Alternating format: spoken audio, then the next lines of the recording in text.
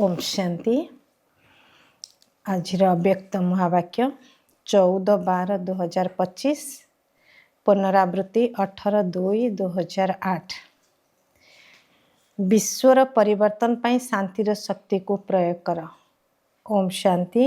आज बापदादा निजर अर्थात विश्व परिवर्तक पितांकर चारिआडर आशार प्रदीप पिलामानकु देखि हर्षित होउछन्ति।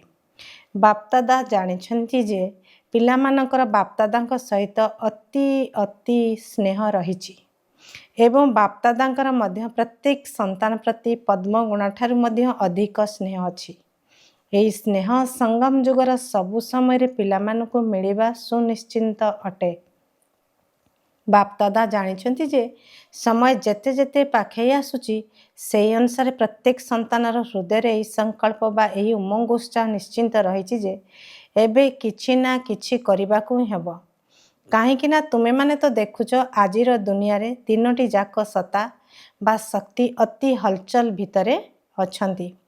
चाहे धर्म सत्ता हो बा राज्य सत्ता हो बा विज्ञान सत्ता हो। काहेकि ना विज्ञान मध्य प्रकृति को यथार्थ रूप में चलाई पारु नाही। तेणु यही कथा कहउछन्ति जे एसबु हेबार अछि।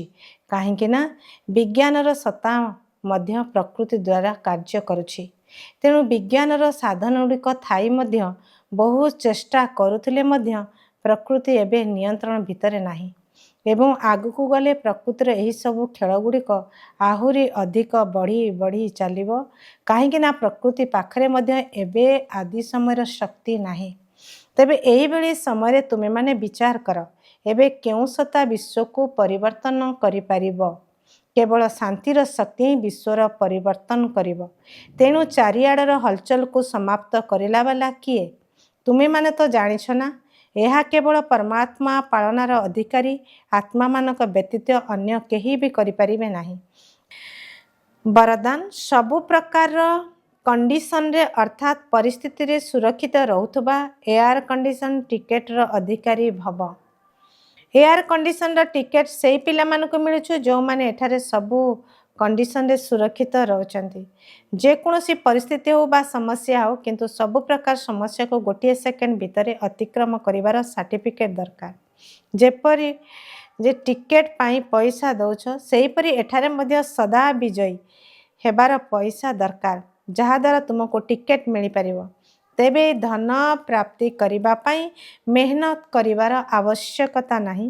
केवल सदा सर्वदा बाबांको साथी रे रही थाओ जहा द्वारा अगणित धन रोजगार होई चलिबो।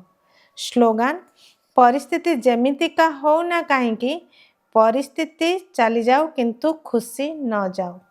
अच्छा ओम शांति।